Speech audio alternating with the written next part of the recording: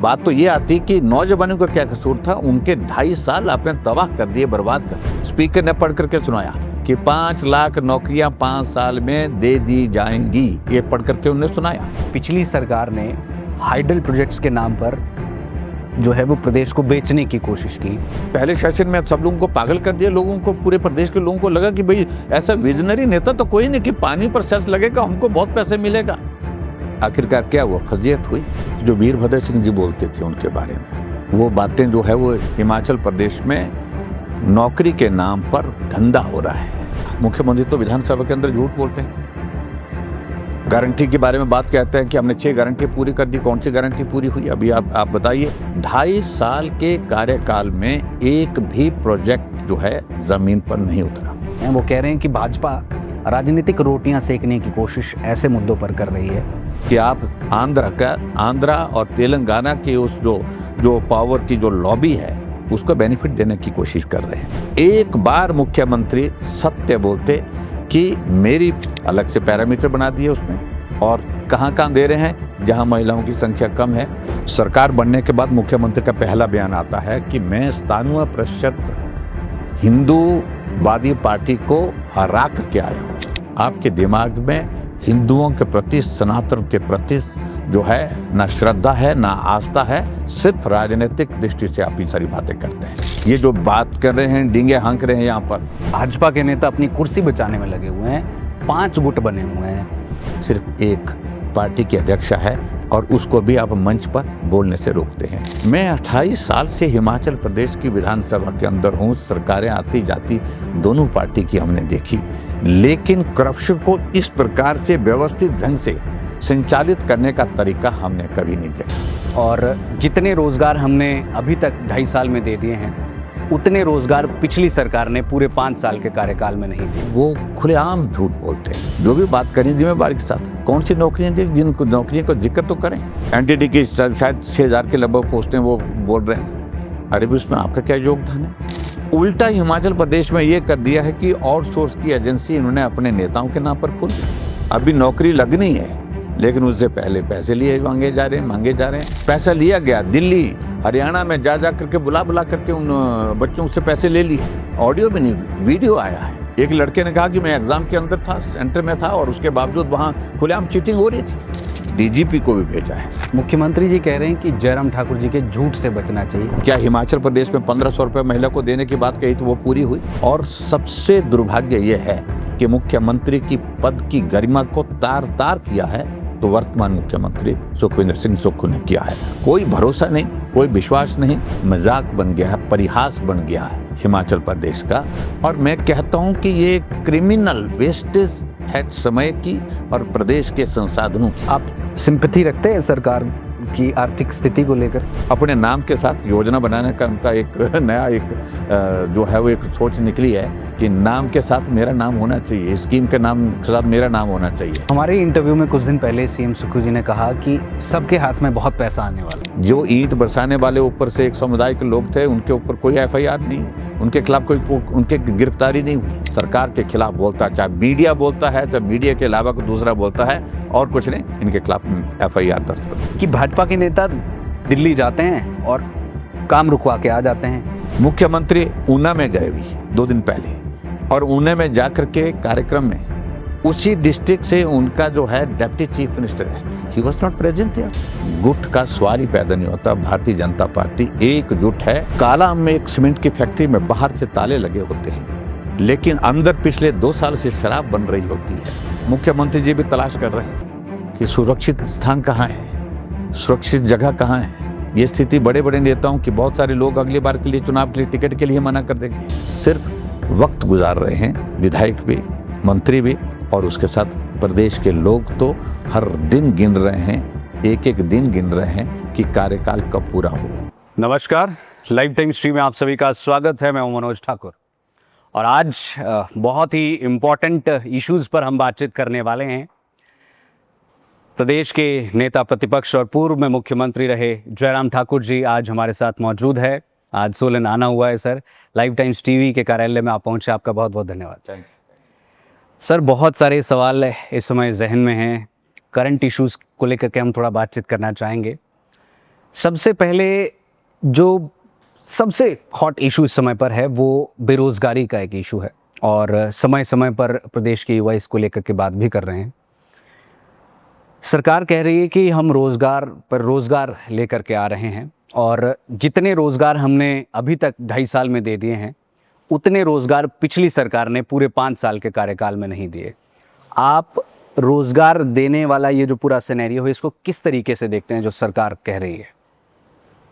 देखिए, एक बात मैं समझता हूँ कि हिमाचल प्रदेश में जो वर्तमान मुख्यमंत्री हैं उनको स्वभाव पहले से ही ऐसा था, मुझे नहीं मालूम, लेकिन इस दायित्व पर पहुंचने के बावजूद वो खुलेआम झूठ बोलते हैं, सत्य नहीं बोलते हैं। ये सच्चाई है कि कांग्रेस पार्टी ने चुनाव से पहले घोषणा की थी, जो उनकी गारंटी थी, 5 लाख नौकरियां 5 साल में, 1 लाख नौकरियां 1 साल में। कैबिनेट की पहली बैठक में 1 लाख नौकरियां निकाल दी जाएंगी। पक्की नौकरियां, 58 साल वाली नौकरियां, पेंशन वाली नौकरियां। वादा तो ये था, गारंटी तो ये थी, लेकिन पिछले 2.5 साल का कार्यकाल कांग्रेस पार्टी का बीता है। नई एडवर्टीजमेंट, नई नौकरी हिमाचल प्रदेश में अभी तक नौजवानों को ना सुनने को मिली, ना दिखने को मिली। अभी तक जो रिक्रूटमेंट हुई है, पोस्टें हमारे समय की क्रिएट हुई थी, भर्ती की प्रक्रिया हमारे समय में हुए थे, कुछ जगह इंटरव्यू हुए थे, कुछ जगह रिटर्न हुआ था, कुछ जगह प्रोसेस में था। वही जो फाइनेंस से अप्रूव्ड पोस्टें थी उनका जो है वो उनका ही अभी तक रिजल्ट पूरा नहीं निकल पाया। अभी तक वे बहुत सारे पोस्ट कोड ऐसे हैं जहां अभी तक रिजल्ट इनका निकलना बाकी है।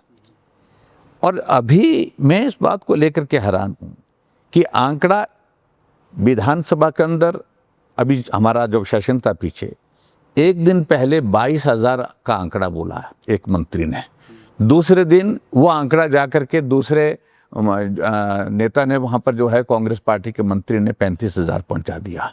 यानी कि एक दिन के अंतराल में 10,000 का से भी ज़्यादा का अंतर उसमें। आखिरकार सरकार आप चला रहे हैं, जिम्मेवारी के साथ बात करनी चाहिए। विधानसभा के अंदर बोल रहे हैं, विधानसभा के बाहर बोल रहे हैं, जो भी बात करें जिम्मेवारी के साथ। कौन सी नौकरियाँ दी, जिनको नौकरियों का जिक्र तो करें। जितनी भी नौकरियां दी हैं, जितने भी इंटरव्यू हुए हैं, ये तमाम इंटरव्यू वो है, पोस्टें वो हैं जो हमारे टाइम में सैंक्शन होने के बाद बजट प्रोविज़न, फाइनेंस से बजट प्रोविज़न के बाद सिलेक्शन का प्रोसेस और उसके बाद रिजल्ट निकलने के बाद अब उनकी अपॉइंटमेंट हुई है। और दूसरी बात जो हिमाचल प्रदेश में ये मैं ज़रूर कहना चाहता हूँ, अभी आजकल शोर डाला कि एनटीटी की भर्ती कर रहे हैं। एनटीटी की शायद 6,000 के लगभग पोस्टें वो बोल रहे हैं। अरे भी उसमें आपका क्या योगदान है? एनटीटी की एक पोस्ट पर केंद्र सरकार 10,000 रुपये दे रही है आपको। सारी की सारी नौकरी वो सेंट्रल गवर्नमेंट की है। उल्टा हिमाचल प्रदेश में ये कर दिया है कि आउटसोर्स की एजेंसी इन्होंने अपने नेताओं के नाम पर खोल दी। पूरा विधायक, वर्तमान विधायक के रिश्तेदार, कांग्रेस पार्टी के नेता, सारी एजेंसी और नौकरियां जो आउटसोर्स के माध्यम से दे रहे हैं, उनका ठेका जो है, काम जो है, उन एजेंसीज को दिया गया। और उसमें क्या हो रहा है? बैकडोर एंट्री हो रही है। अभी नौकरी लगनी है, लेकिन उससे पहले पैसे मांगे जा रहे हैं। नर्सों के मामले में भी ऐसा हुआ और अभी भी एनटीटी की भर्ती में ऐसा हुआ। इस प्रकार से हम पहली बार देख रहे हैं कि एक ऑर्गेनाइज तरीके से जो है ये जो भ्रष्टाचार नौकरियों में इस प्रकार से करने का, मैं तो इस बात को लेकर के हैरान हूँ। और जो कांग्रेस का जो आंकड़ा है, सच्चाई है, अभी तक हिमाचल प्रदेश में सरकार में कोई पोस्ट निकली है, एडवर्टाइज हुई है, बजट प्रोविज़न उसका हुआ है, इंटरव्यू का प्रोसेस हुआ, उसके बाद उसके लिए नौकरी लगी, एक भी नहीं है। सर, पटवारी की भर्ती बड़े टाइम से पेंडिंग है, मुझे लगता है वो भी आपके समय की थी। हमारे समय की है, अभी तक नहीं हुई। अभी तक वो हुई नहीं है। ऐसे देखिए, स्टाफ सिलेक्शन कमीशन उन्होंने सस्पेंड कर दिया, भंग कर दिया। ठीक है, वहाँ पर किसी ने गलत किया था, सही मायने में सजा तो उस आदमी को होनी चाहिए थी। प्रदेश के नौजवानों का क्या कसूर था उसमें? बात तो ये आती कि नौजवानों का क्या कसूर था? उनके 2.5 साल आपने तबाह कर दिए, बर्बाद कर दिए, और अब जाकर के उसको अभी तक भी फंक्शनल उसको ठीक प्रकार से कर नहीं पाए। और कहा था 3 महीने के अंदर हम जो है नया जो है स्टाफ सिलेक्शन कमीशन जो है कॉन्स्टिट्यूट करके उसको फंक्शनल कर देंगे, ऑपरेशनल कर देंगे, और उसके बाद नौकरी मिलेंगी। 2.5 साल लगे, उसके बावजूद भी नौकरियां तो अभी स्टाफ सिलेक्शन कमीशन से शुरू नहीं हो पाई है। आपको लगता है सर उसका कुछ फ़ायदा हुआ जो भंग किया था? देखिए, उससे कुछ फ़ायदा नहीं हुआ। सिर्फ एक चीज़ को लेकर के मैं कह रहा हूँ कि जो दोषी हैं उनके खिलाफ कार्रवाई होनी चाहिए, सख्त कार्रवाई होनी चाहिए। कौन मना कर रहा है जिन्होंने गलत किया।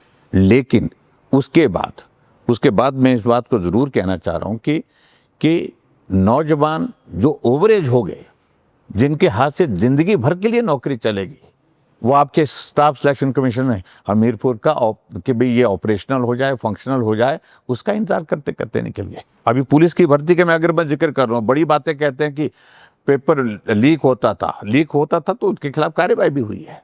बिल्कुल, मैं आपके उसी बयान पे आ रहा हूँ सर। आपने कल एक बहुत बड़ा बयान दिया है, जो पुलिस भर्ती अभी हुई है उसमें एग्ज़ाम्स को लेकर, कि वहाँ पर कुछ झोलम झोल हुआ है। वो बड़ा बयान आपने दिया है और इससे कहीं ना कहीं खलबली पूरे प्रदेश में मच गई है।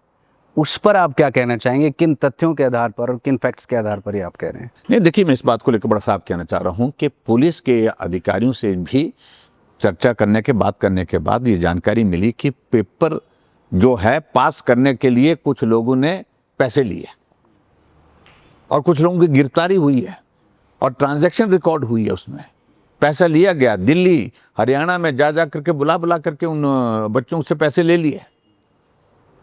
और ऐसे में शक ये भी बन रहा है कि क्या पैसे ले करके पेपर पास करने की बात कही गई है या पेपर लीक हुआ है।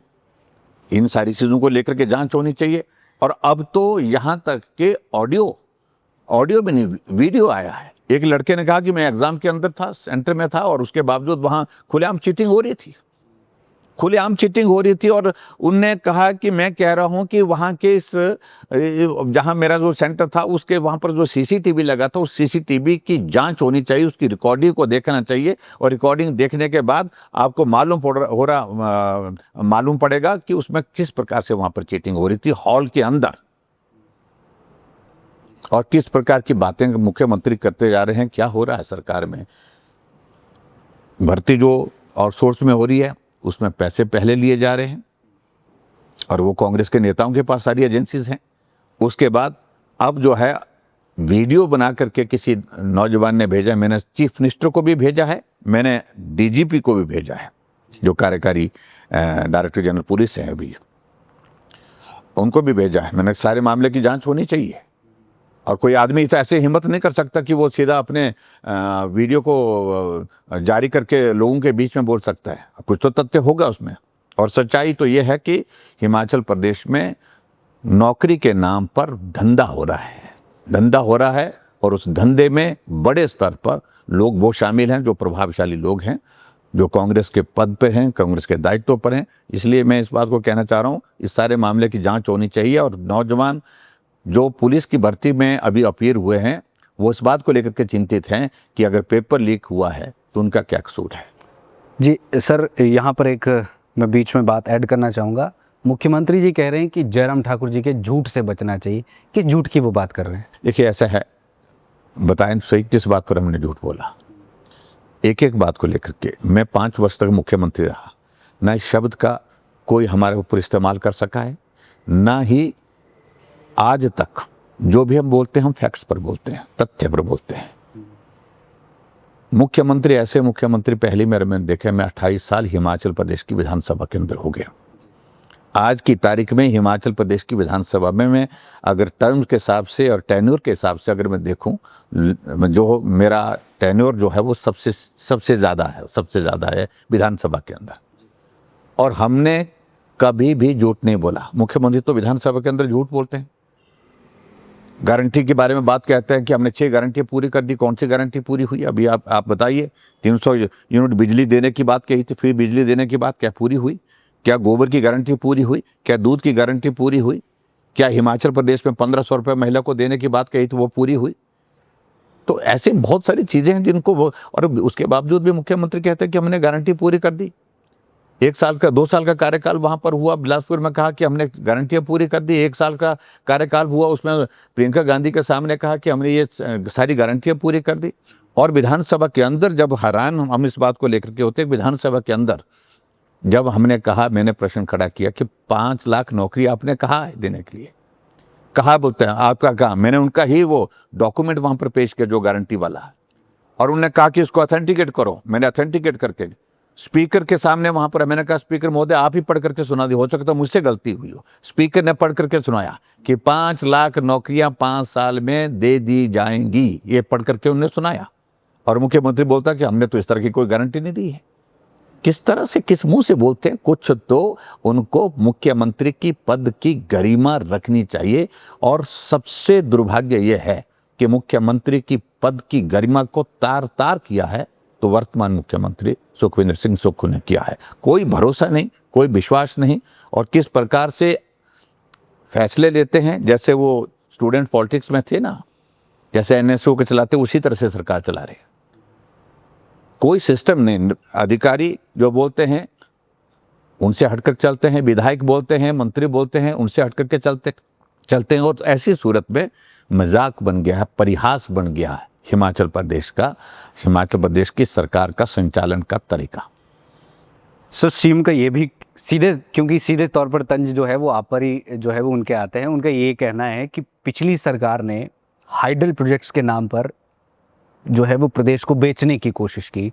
हम जो है वो रेवोल्यूशन ला रहे हैं, चाहे शोंगथोंग की अभी कुछ दिन पहले बात करें, उन्होंने वहाँ पर उसका जो है वो काम भी देखा कि किस गति से चल रहा है, और उस पर ये कहा कि पिछली सरकार ने इसको जो है वो एक तरीके से आप कह लीजिए दबा के रखा या इसको नहीं प्रोग्रेस किया। पिछली सरकारों में जो है वो प्रदेश को बेचा गया।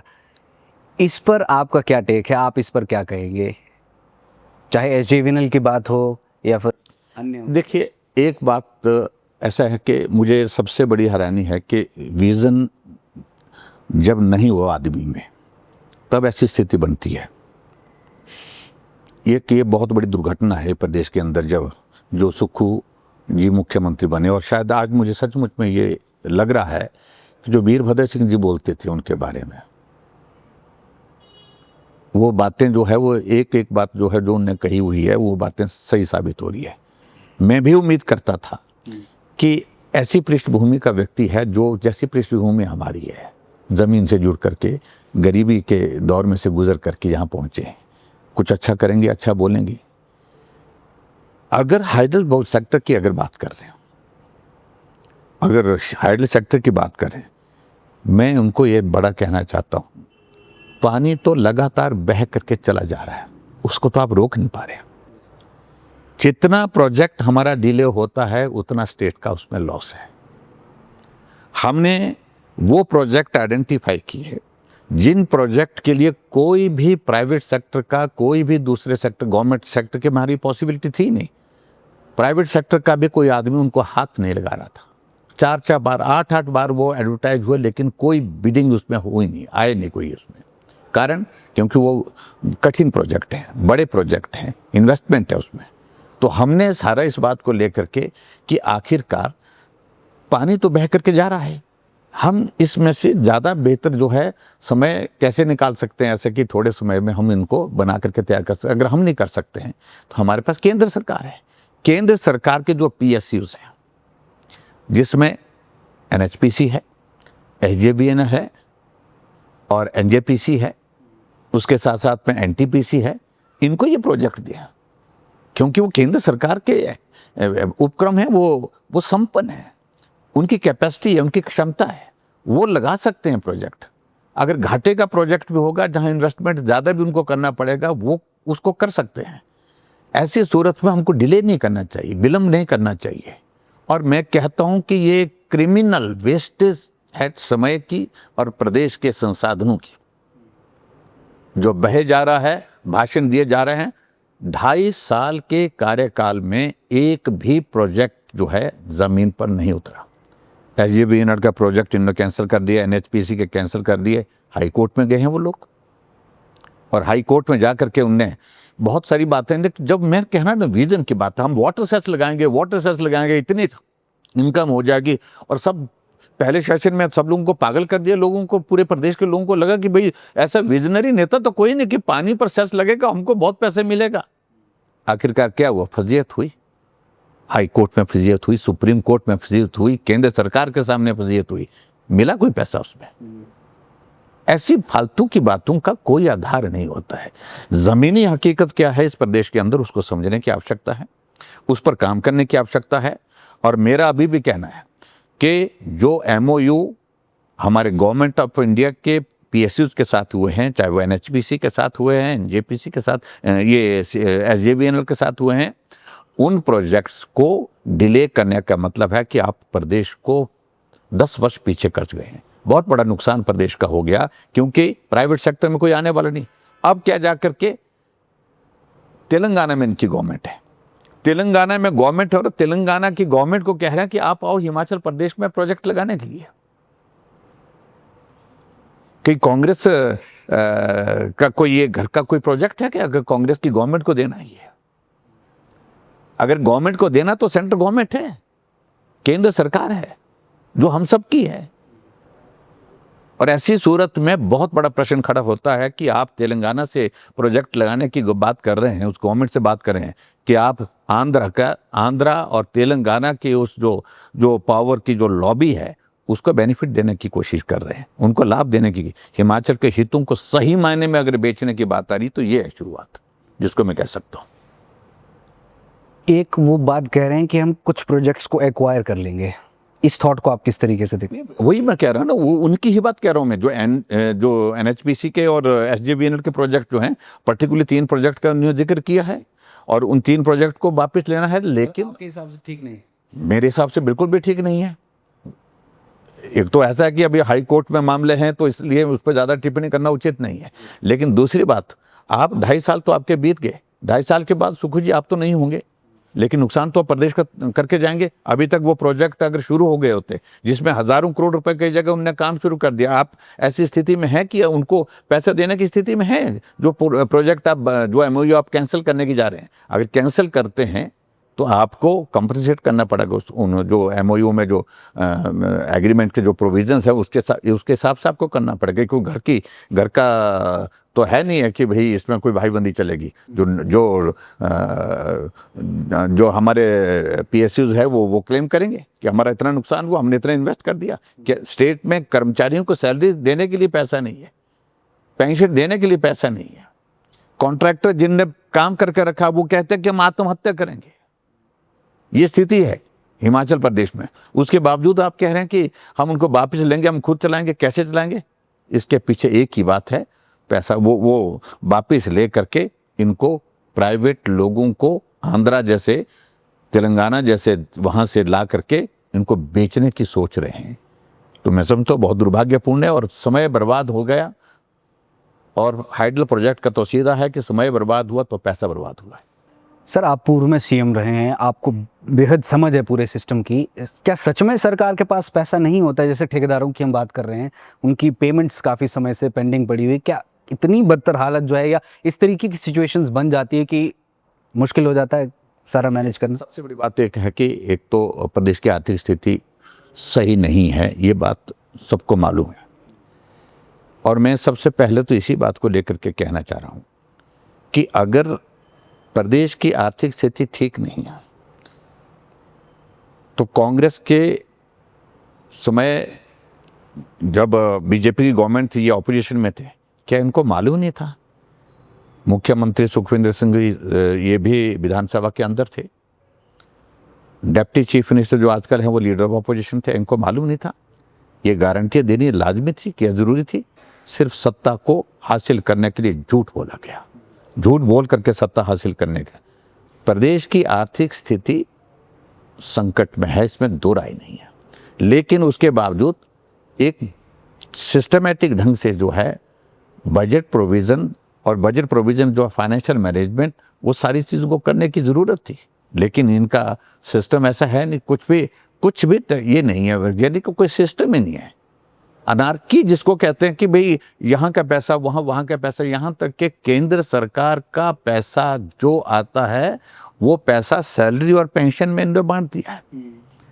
और ये हालात आज की तारीख में है कि कर्मचारियों को सैलरी की दिक्कत है और यहाँ तक कि कॉन्ट्रैक्टर कह रहे हैं कि भाई हमारा पैसा जो है 1000 करोड़ रुपए से ज़्यादा तो PWD डिपार्टमेंट का जो कॉन्ट्रैक्टर जो काम किए हैं, जिनका स्टेट की इकोनॉमी में अपने कंट्रीब्यूशन है, स्टेट की डेवलपमेंट में कंट्रीब्यूशन है, उनने काम किया है, काम टेंडर डाल करके किया है, कंपटीशन में काम किया है। उनकी ज़मीनें बिक गई, उनकी मशीनें बिक गई, उनका इंफ्रास्ट्रक्चर जो उनके पास जो सारा बनाया हुआ था, सारा उनके तो सारा का सब सारा तबाह हो गया।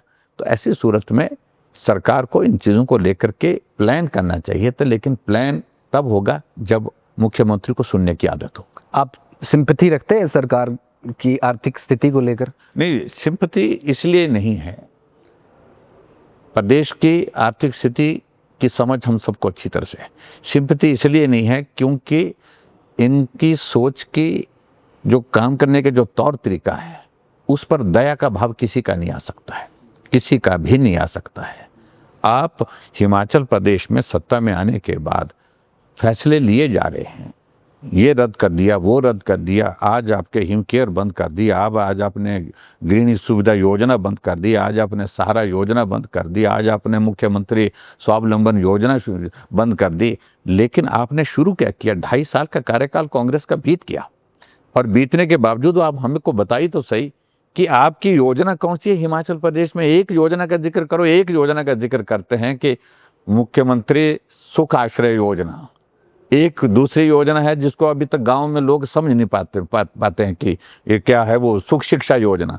अपने नाम के साथ योजना बनाने का उनका एक नया एक जो है वो एक सोच निकली है कि नाम के साथ मेरा नाम होना चाहिए, स्कीम के नाम के साथ मेरा नाम होना चाहिए। हमने कभी नहीं किया ऐसा, लेकिन बहुत अनफॉर्चुनेट पार्ट है ये, जिस पार्ट पे हम देख रहे हैं कि प्रदेश तबाह हो रहा है, बर्बाद हो रहा है। ना कांग्रेस के लोगों को इस बात को लेकर के दया का भाव है, ना मुख्यमंत्री को है। प्रदेश बर्बादी के कगार पर खड़ा हो गया। हमारे इंटरव्यू में कुछ दिन पहले सीएम सुक्खू जी ने कहा कि सबके हाथ में बहुत पैसा आने वाला है। वो किस कॉन्टेक्स्ट में बात? ना आप उनसे ही पूछना चाहिए। मुझे लगता है कि ये ऐसा है कि तभी तो मैं बोलता हूँ कि इस दायित्व पर आने के बाद मुख्यमंत्री को सत्य बोलना चाहिए। एक बार मुख्यमंत्री सत्य बोलते कि मेरी आर्थिक स्थिति प्रदेश की ये है, ये चीज़ मैं कर लूँगा, ये चीज़ मैं नहीं कर पाऊँगा, बात खत्म हो जाती। लेकिन उसके बावजूद भी हम गारंटी भी पूरी करेंगे। गारंटी पूरी किस प्रकार से करने की कोशिश कर रहे हैं? कहा तो ये था कि हम 18 से 60 साल की सभी महिलाओं को 1500 रुपये दे रहे हैं। अब किसको दे रहे हैं? क्राइटेरिया बना दिया, अलग से पैरामीटर बना दिए उसमें।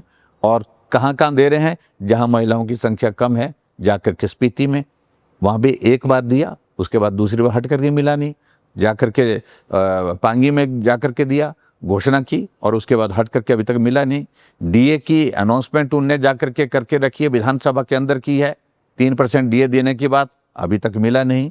और उसके बाद पांगी में जाकर के जो स्टेट लेवल का फंक्शन हुआ तो उसमें गए तो वहाँ पर भी अनाउंस किया, अभी तक मिला। तो मुख्यमंत्री झूठ क्यों बोल रहे हैं? मतलब कि मैं इस बात को लेकर के हैरान हूँ कि इस दायित्व पे, एक कॉन्स्टिट्यूशनल दायित्व पर हैं आप, जिम्मेवारी पर है, तो जो फैक्ट्स हैं वो बोलना चाहिए। और हमने जो बोला वो किया। हमने कोई गारंटी नहीं दी थी, बिना गारंटी के आए थे, बहुत सारी चीज़ों को करके गए हम।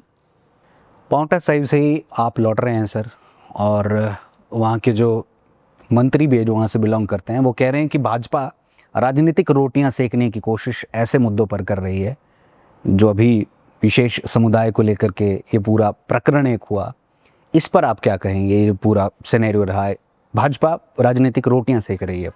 देखिए, ऐसा है कि ये एक राजनीतिक एक शब्दावली है जिसका उपयोग जो है वो समय समय पर सब नेता करते रहते हैं। इसे हट करके कुछ नहीं है। फैक्ट्स क्या है? हिमाचल प्रदेश में कांग्रेस की सरकार बनी। सरकार बनने के बाद मुख्यमंत्री का पहला बयान आता है कि मैं 97% हिंदूवादी पार्टी को हरा करके आया हूँ। क्या यह कहने की आवश्यकता थी? आप बोलते कि हम चुनाव लड़ करके आए हैं, हम जीत करके आए हैं, बहुमत हमको मिला है। लोकतंत्र में यही बोलना चाहिए था। यहाँ पर बोला जाकर के, उसके बाद दिल्ली प्रेस कॉन्फ्रेंस में, दिल्ली प्रेस कॉन्फ्रेंस पहली प्रेस कॉन्फ्रेंस में यही बोला। उसके बाद हैदराबाद इनका कोई कन्क्लेव था, उसमें यही बोला। जाकर के कर्नाटक के चुनाव में गए, वहाँ पर भी भाषण में, वहाँ भी प्रेस कॉन्फ्रेंस की, वहाँ पर भी यही बोला उनने। आखिरकार आप क्या बोलना चाहते? आपके जहन में क्या है? आपके दिमाग में हिंदुओं के प्रति, सनातन के प्रति जो है ना श्रद्धा है, ना आस्था है, सिर्फ राजनीतिक दृष्टि से आप ये सारी बातें करते हैं। और शुरुआत वहाँ से हुई और बात कहाँ तक पहुँची। शिमला का मस्जिद वाला संजौली का जो घटना हुई, जिसको मुसलमानों ने कहा कि गलत तरीके से बनी है, अवैध है ये, उसके बावजूद भी सरकार उसको वैध ठहराने में लगी हुई। वहाँ पर प्रदर्शन करते हैं, उनके ऊपर लाठीचार्ज किया, वाटर कैनन, उसके बाद 307 के केसेस दर्ज हुए।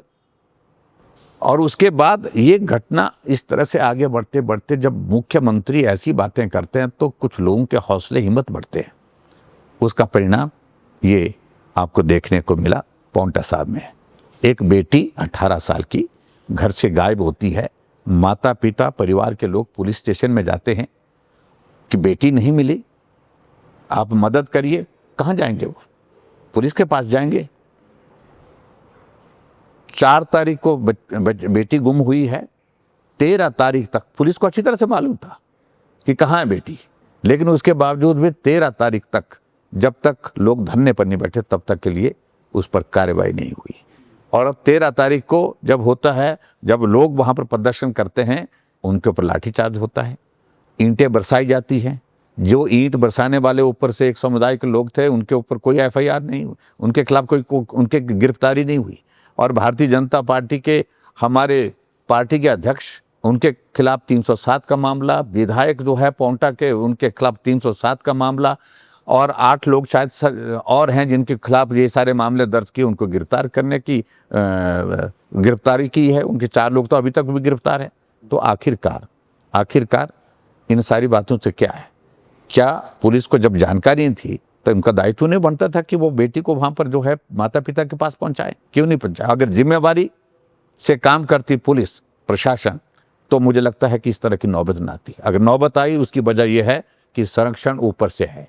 संरक्षण इसलिए है क्योंकि ऊपर के नेता इस प्रकार की भाषा का इस्तेमाल करते हैं, जिसके कारण नीचे अफसरों की भी हिम्मत बढ़ जाती है और लोगों की भी हिम्मत बन जाती है गलत काम करने के। परिणाम उसकी वजह से है। आज हमने वहाँ पर अपनी बात कही है, इसलिए कही कि इस बात को रोकना होगा। किसी की बेटी अगर घर से चले जाती है, सरकार के पास शिकायत आती है, सरकार को कार्रवाई करनी चाहिए। रात को दिन को बेटी को ढूंढ करके माँ बाप के पास पहुंचाए। उसके बाद आगे का फैसला परिवार के लोग करते। बेटी ने वहाँ रहना है नहीं रहना वो उनका फैसला हो सकता था, लेकिन इस तरह से करना ये उचित नहीं है। अगर जो कुछ भी हुआ वो गलत हुआ है। रोटी सेकने का कोई मतलब नहीं। हमारे पास राजनीति करने के लिए बहुत सारे मुद्दे हैं जिन मुद्दों पर आप जवाब देने की स्थिति में नहीं है, लेकिन हम ये कह रहे हैं ये जन भावनाओं का एक सैलाब था। आज बहुत सारे हजारों की संख्या में वहाँ पर लोग थे जिन्होंने प्रदर्शन किया, जिन्होंने अपनी बात कही है, और ये सारी चीज़ें आने वाले समय में रोकने की आवश्यकता है। मामले दर्ज किए जा रहे हैं हिमाचल प्रदेश में। इस देवभूमि में हमने एक शुरुआत की थी कि बदले की भावना से काम नहीं करेंगे, लेकिन सुक्खू जी उस लाइन पर चले हैं कि बदले की जो भी कोई बोलता है सरकार के खिलाफ बोलता है, चाहे मीडिया बोलता है, चाहे मीडिया के अलावा कोई दूसरा बोलता है, और कुछ नहीं, इनके खिलाफ एफआईआर दर्ज करो। मामले दर्ज हो रहे हैं, तो मैं समझता हूं बहुत दुर्भाग्यपूर्ण है। 1-2 प्रश्न अंत में पूछना चाहूँगा सर। एक चीज़ जो बार बार जिक्र किया जाता है सभी नेताओं के द्वारा कि भाजपा के नेता दिल्ली जाते हैं और काम रुकवा के आ जाते हैं। इस पे आप क्या कहना चाहेंगे? जब आप जाते हैं तो वहाँ किस तरह की बातें होती, क्या होता है? देखिए, ये हिमाचल उनकी मलकियत नहीं है, कांग्रेस की सरकार है, जिस सरकार का आधे से ज़्यादा वक्त अब निकल गया है। ये प्रदेश हमारा भी है, जितना उनका है उतना हमारा भी है। प्रदेश हित की अगर बात होगी तो वो सर्वोपरि होगी, इसमें कोई दो राय नहीं है कि जब भी हम दिल्ली जाते हैं हम हिमाचल प्रदेश के लिए ज़्यादा मदद हो और मदद मिले और पैसा मिले, इस बात के लिए लगातार बात करते हैं। हमारे सांसद, हम पार्टी के प्रमुख नेता सब लोग बात करते हैं, और उसका परिणाम आप देख रहे हैं।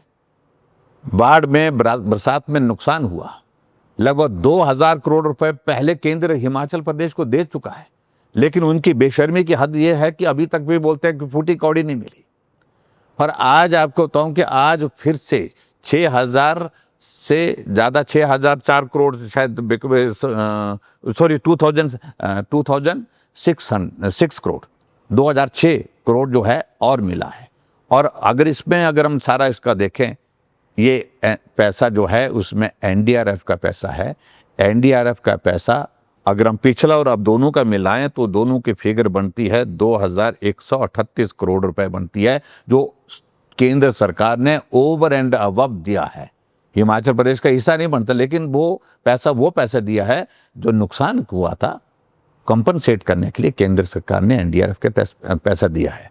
और जिसमें ये पैसा हिमाचल प्रदेश को मिला, उसके बावजूद भी धन्यवाद शब्द यहाँ होता नहीं है। 93,000 मकान हिमाचल प्रदेश में लोगों को दिए केंद्र सरकार ने, लेकिन उसके बावजूद भी कुछ नहीं कहते हैं।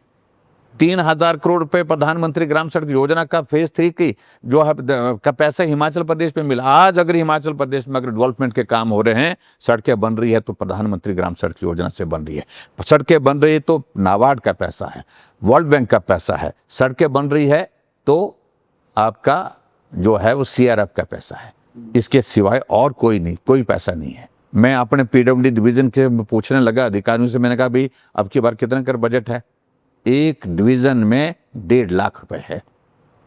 आप कल्पना करिए, ये स्थिति हिमाचल प्रदेश की है। ये जो बात कर रहे हैं, डींगे हाँक रहे हैं यहाँ पर, केंद्र सर्व शिक्षा अभियान का पैसा दे रही है, तब जाकर के शिक्षा के जो हमारे एजुकेशन सेक्टर में जो हमारे कर्मचारी हैं, जो हमारे टीचर्स हैं, उनको तनख्वाह दे पा रहे हैं, वहाँ पर काम हो पा रहा है। तो इसलिए ये सारी चीज़ों को उनको जो फैक्ट्स हैं वो फैक्ट्स हैं।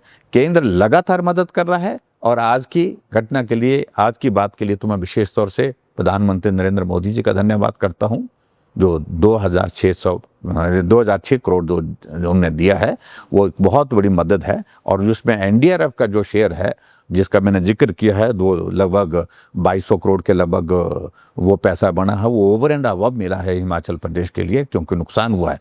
अब मेरा इस बात के लिए मुख्यमंत्री जी से आग्रह है कि अब कांग्रेस के नेताओं को मत ढूंढिए, जिनके घर सलामत है उनको मत दीजिए उस पैसे को। वो पैसा उन लोगों के लिए मिलना चाहिए जिनका घर तबाह हुआ है बरसात के कारण, जिनका घर टूट गया है, जिनके घर में दरारें आ गई है, जो जाकर के घर से बाहर दूसरे घरों में ठहर रहे हैं, उनको पैसा मिलना चाहिए। उल्टा हो कह रहा है, पैसा उनको दिया जा रहा है जिसके लिए कांग्रेस के लेटर पैड पर चिट्ठी आती है कि उसको पैसा दिया जाए, उनको पैसा दिया जा रहा है। मैं समझता हूँ ये बहुत अनफॉर्चुनेट है। एक अंतिम प्रश्न मेरा सर, मुख्यमंत्री जी कहते हैं कि भाजपा के नेता अपनी कुर्सी बचाने में लगे हुए हैं, 5 गुट बने हुए हैं। कौन से वो 5 गुट है जिनकी वो बात कर रहे हैं, और क्या इस तरह की कुछ चीज़ें हैं? देखो, ऐसा कि मुख्यमंत्री ये गिमिक्स की पॉलिटिक्स करते हैं। इनके, जिसको मैं कहूँ कि जिसका सिर पैर कुछ नहीं होता है, उनको ये मालूम होना चाहिए आपकी पार्टी पिछले 9 महीने से ना मंडल है आपका, ना जिले की कार्यकारिणी है, ना प्रदेश की कार्यकारिणी है, सिर्फ एक पार्टी की अध्यक्षा है, और उसको भी आप मंच पर बोलने से रोकते हैं। बिलासपुर में 2 साल का कार्यकाल हुआ तो देखा आप लोगों ने, पर्ची दे करके, एक साधारण आदमी ने पर्ची दे करके पार्टी के अध्यक्ष को बैठा दिया ठिकाने पर। ये स्थिति कांग्रेस पार्टी की है। मुख्यमंत्री ऊना में गए भी 2 दिन पहले, और ऊना में जाकर के कार्यक्रम में उसी डिस्ट्रिक्ट से उनका जो है डिप्टी चीफ मिनिस्टर है, ही वॉज नॉट प्रेजेंट यार। बहुत जगह मुख्यमंत्री जाते हैं तो मिनिस्टर्स आर नॉट प्रेजेंट यार। आप बताइए सही, आप कब से लगे हैं पार्टी का अध्यक्ष बनाने के लिए, कभी इसको बनाना कभी उसको बनाना। हमारे पास पार्टी का अध्यक्ष भी है, हमारे पास जो है पार्टी का मंडल का भी है, जिला भी है, और स्टेट की कार्यकारिणी भी है। इसलिए इन सारी बातों का कोई अर्थ नहीं। और जब तक नरेंद्र मोदी जी हैं, अमित शाह जी हैं, हमारी पार्टी के हिमाचल से जगत प्रकाश नड्डा जी पार्टी के जो अध्यक्ष हैं, गुट का सवाल ही पैदा नहीं होता। भारतीय जनता पार्टी एकजुट है, संगठित होकर के है, और आने वाले समय में सारी चुनौतियों का सामना करने के लिए तैयार है। प्रदेश की जनता को क्या संदेश देना चाहेंगे सर आप? प्रदेश की जनता के लिए मेरा आपके इस चैनल के माध्यम से यही संदेश है कि इस वक्त धैर्य की आवश्यकता है। वर्तमान सरकार से किसी तरह की अपेक्षा करना, ये मुझे लगता है कि अपने आप को धोखे में रखने वाली बात होगी। और मुझे इस बात को लेकर के अफसोस है कि जिस तरह से करप्शन को भी एक व्यवस्थित ढंग से, जिसको बोलते हैं ना, इंस्टीट्यूशनलाइज कर दिया है, एक तरह का मतलब उसका इस तरह का बना दिया कि जो व्यवस्था परिवर्तन में जो बातें करते मुख्यमंत्री, तो उसमें व्यवस्था परिवर्तन का एक दृश्य हमें ये देखा कि असाइनमेंट तय है। वहाँ पर कवाड़ का काम कौन देखेगा, तय है आदमी। एक्साइज का काम कौन देखेगा, उसके लिए आदमी तय है। उसके साथ में माइनिंग का काम कौन देखेगा, उसके लिए आदमी तय हैं। हेल्थ में सप्लाई का काम कौन देखेगा, उसके लिए आदमी तय हैं। मैं 28 साल से हिमाचल प्रदेश की विधानसभा के अंदर हूँ, सरकारें आती जाती दोनों पार्टी की हमने देखी, लेकिन करप्शन को इस प्रकार से व्यवस्थित ढंग से संचालित करने का तरीका हमने कभी नहीं देखा।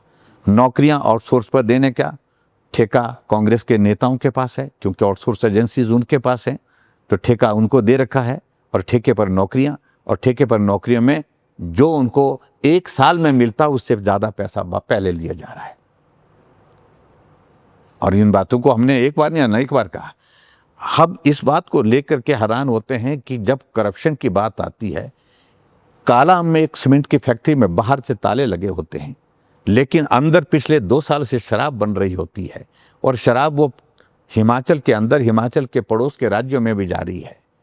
4 लाख से ज़्यादा स्टिकर जो लेबल्स होते हैं वो वहाँ पर पकड़े जाते हैं, और उसके बावजूद मुख्यमंत्री के कार्यालय से रात भर फ़ोन जाते हैं, और उसके बावजूद वहाँ पर FIR तो हुई, लेकिन आगे की कार्रवाई नहीं। परवाणु में ये घटना हुई है, इसी तरह से दूसरी फैक्ट्री एक और थी।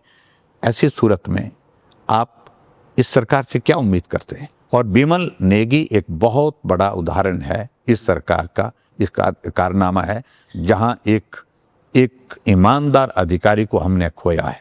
जान छोड़िए, उस सारी चीज़ को लेकर के सरकार का जवाब देने की कोई स्थिति नहीं बन पा रही। सरकार, मैं यहाँ पे ऐड करूँगा, सरकार तो कह रही है कि किसी भी मंत्री पे हमारे कोई दाग नहीं है भ्रष्टाचार का। फालतू बात बकवास जो है वो बीजेपी करती है कि भ्रष्टाचार ना किसी विधायक पर है ना किसी मंत्री पर है। इस पर आप क्या कहें? देखिए, ऐसा है कि अगर वो ऐसे गलतफहमी में हैं तो मुझे लगता है कि ये गलतफहमी लोग दूर कर देंगे, बहुत जल्दी दूर होगी। तो ये चीज़ें आपने चैलेंज निकल दी है। आपने एक चैलेंज भी किया था कि 60 और 8 की स्थिति होगी, क्या उस चैलेंज पे आप भर? तो निश्चित रूप से मैं आपको बताऊं कि बड़े बड़े नेता हारेंगे इनके। और मैं तो ये कह रहा हूं कि मुख्यमंत्री जी भी तलाश कर रहे हैं कि सुरक्षित स्थान कहाँ है, सुरक्षित जगह कहाँ है। ये स्थिति बड़े बड़े नेताओं की, बहुत सारे लोग अगली बार के लिए चुनाव के लिए टिकट के लिए मना कर देंगे। कांग्रेस पार्टी में स्थिति हो जाएगी। मुझे नहीं उम्मीद थी कि 2.5 साल के कार्यकाल में ऐसी स्थिति बन जाएगी। जिस पार्टी में 1 साल में ही 9 लोग उसको समर्थन दे रहे हैं, 6 उनके विधायक थे, 3 निर्दलीय थे, वही छोड़ करके चले जाएं, तो भरोसा किसका है? कोई भरोसा ना विधायकों का है, ना प्रदेश की जनता का है नेतृत्व पर। और सिर्फ वक्त गुजार रहे हैं विधायक भी, मंत्री भी, और उसके साथ प्रदेश के लोग तो हर दिन गिन रहे हैं, एक एक दिन गिन रहे हैं कि कार्यकाल कब पूरा हो। बहुत बहुत शुक्रिया सर, आपने अपना कीमती समय हमारे साथ साझा किया। आपका शेड्यूल बहुत व्यस्त था, लेकिन फिर भी आपने समय निकाला। आपका बहुत बहुत धन्यवाद। आपने दिल खोल के जवाब दिए, और हमेशा से ही आपके हमें ऐसे जवाब मिलते हैं। बहुत बहुत धन्यवाद जी। देखते रहिए Live Times TV for to next पारी। धन्यवाद। जय हिंद, जय भारत, जय हिमाचल।